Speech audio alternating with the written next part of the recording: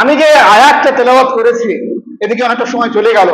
আমি খুব সংক্ষেপে ব্যাখ্যা করার চেষ্টা করব যে আজ দুনিয়াতে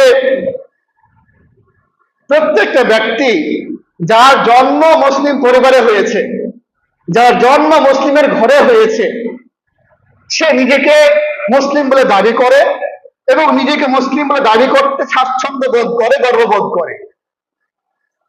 আমাদের অনেক নেতা মন্ত্রী যারা মুসলিম ধর্মে কর্ম কিছুই করে না, অনেক সিনেমার হিরো হিরোইন যারা নামে মুসলিম ধর্মে মুসলিম কর্ম কিছুই করে না, বা আরো যারা অন্য খেলোয়াড় আছে বা ইত্যাদি ইত্যাদি, যারা একটু উচ্চ দুনিয়ার দৃষ্টিতে যারা বড় লোক ধনী মানুষ হয়ে গিয়েছে এখন, তারা নিজেকে মুসলিম বলে দাবি করে যে হ্যাঁ আমি মুসলিম, কিন্তু তারা পূজা করে, অন্য উৎসবও করে, আর গান বাজনা হারাম হালাল তো গান বাজনা সুদ ঘুষ যেগুলো আসে, কিন্তু সে নিজেকে মুসলিম বলে দাবি করে।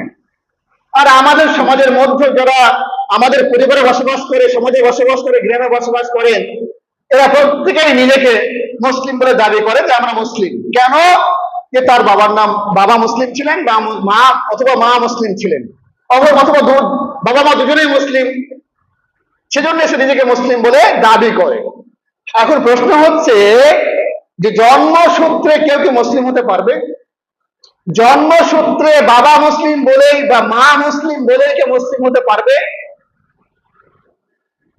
আমরা জানি যে হিন্দু সমাজে যদি কোনো বাচ্চা ছেলে মারা যায়, যার বয়স এখনো 10 বা তার নিচে, তো হিন্দু সমাজে ওই বাচ্চা ছেলেকে আগুনে পুড়ায় না, আগুনে পুড়ায় না। কেন? যে তাদের ধর্ম বিশ্বাস অনুযায়ী যেহেতু এখনো সে তার বুদ্ধি দিয়ে আমাদের দেবতাকে চিনতে পারেনি, মন্দিরের সামনে গিয়ে মাথা নত করেনি, অতএব সে এখন হিন্দু হতে পারেনি। এই জন্যে তারা কি মনে করে যে এখনো সে মুসলিম হয়ে আছে, অতএব একে আগুনে পোড়ানো যাবে না, হয় তাকে জলে ভাসিয়ে দাও, না হয় মাটিতে দাফন করো। হিন্দুদেরও এই আকীদা আছে যে জন্মসূত্রে বাবা হিন্দু হলে বা মা হিন্দু হলে হিন্দু হওয়া যায় না। হিন্দু হওয়ার জন্য কি করতে হয়? কর্ম করতে হয়, আমল করতে হয়। অথচ মুসলিমদের মধ্যে এই বিশ্বাসটা, এই ধারণাটা, ন্যূনতম ধারণাটা নেই যে মুসলিম হওয়ার জন্য আমল দরকার, কর্ম দরকার। বাবা মুসলিম হলে, মা মুসলিম হলে মুসলিম হওয়া যায় না। কোন একজন ব্যক্তি আমাদের সমাজে যে মদ খায়, গাঁজা খায়, বিড়ি খায়, সিগারেট খায়, যারা ব্যবচার করে, সুদ খায়, ঘুষ খায়, আরো অনেক অন্যায় করে, তাকে যদি বলা হয় যে ভাই তুমি দুনিয়ায় এত অন্যায় করছো, তুমি কি মরবে না? বলে হ্যাঁ মরতে তো হবেই। তোমার কি আল্লাহকে ভয় নাই? হ্যাঁ আল্লাহকে তো ভয় আছে। তোমাকে জাহান্নামকে ভয় নাই? হ্যাঁ তা তো আছে। হয়তো এগুলো করো না কেন? কি করবো, না করলে সংসার চলে, না করতে হয়। এগুলোকে আমরা কি বলবো? এটা মুসলিম না অমুসলিম? শুধুমাত্র আমি একটা দৃষ্টান্ত দিয়ে বোঝানোর চেষ্টা করবো ইনশাআল্লাহ। আল্লাহ সুবহানাহু ওয়া তাআলা ইব্রাহিম আলাইহিস সালাম সম্পর্কে বলছেন যে ইব্রাহিম আল্লাযী ওয়াফা, ইব্রাহিম সেই নবী যিনি আল্লাহর সঙ্গে কৃত ওয়াদা বা অঙ্গীকার পূর্ণ করেছেন। আল্লাহর সঙ্গে যে তিনি ওয়াদা করেছিলেন, অঙ্গীকার করেছিলেন, সেই অঙ্গীকার বা ওয়াদা পূর্ণ করেছেন কে? ইব্রাহিম আলাইহিস সালাম। আর তিনি যে অঙ্গীকার পূর্ণ করেছেন এই সাক্ষ্য কে দিচ্ছেন? স্বয়ং আল্লাহ সুবহানাহু ওয়া তাআলা। স্বয়ং আল্লাহ বলছেন সার্টিফিকেট দিয়ে যে ইব্রাহিম সেই নবী যিনি তার ওয়াদা বা অঙ্গীকার পূর্ণ করেছেন।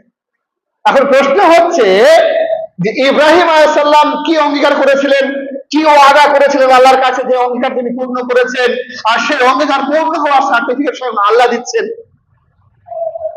সেই অঙ্গীকারটা হচ্ছে তাফসীরে কুতুবের মধ্যে এসেছে, একজন বিখ্যাত মুনিসি আবু বকর আল-ওয়াররাক বলছেন যে ইব্রাহিম আলাইহিস সালামকে যে আল্লাহ রাব্বুল আলামিন বলেছিলেন ওয়াইদ ক্বালা লাহু রাব্বুহু আসলিম, যখন তাকে তার রব অর্থাৎ ইব্রাহিম আলাইহিস সালামকে যখন তার আল্লাহ বললেন আসলিম, তুমি মুসলিম হয়ে যাও, আসলিম তুমি মুসলিম হয়ে যাও, ইব্রাহিম আলাইহিস সালাম বললেন সঙ্গে সঙ্গে আসলামতু লিরাব্বিল আলামিন, আমি আমার রবের উপরে ইসলাম নিয়ে আসলাম, আমি মুসলিম হয়ে গেলাম। তো আল্লাহ বললেন তুই মুসলিম হয়ে যাও, আর ইব্রাহিম ইসলাম বললেন হ্যাঁ আমি মুসলিম হয়ে গেলাম। এখন আল্লাহ রাব্বুল আলামিন তার এই দাবিতে ইব্রাহিম ইসলাম কতটা সত্য ছিলেন, কতটা সঠিক ছিলেন, কতটা মজবুত ছিলেন, সেটা পরীক্ষা করার জন্য আল্লাহ রাব্বুল আলামিন কয়েকটা পরীক্ষা করেছিলেন। কেন পরীক্ষা করেছিলেন? ইসলাম মানে কি? ইসলাম, যে আমরা মুসলিম, ইসলাম মানি বলেই কি মুসলিম। তো এই ইসলাম শব্দের অর্থ কি? ইসলাম শব্দের অর্থ হচ্ছে আল ইসলাম হুয়া আল ইসতিসলামু লিল্লাহি তাআলা বিত-তাওহীদ। ইসলাম বলতে বোঝায় আল্লাহর সামনে নতমস্তক হওয়া, আল্লাহর আদেশ মানা, আল্লাহর আদেশ মান্য করা। তাহলে মুসলিম মানে কি হবে? মুসলিমকে যে আল্লাহর আদেশ মানে, যে আল্লাহর আদেশের সামনে নিজের মাথাকে ঠেকে দেয়, নতমস্তক হয়, আল্লাহর আদেশ দেওয়ার সঙ্গে সঙ্গে সে মাথা প্রস্তুত হয়ে যায়,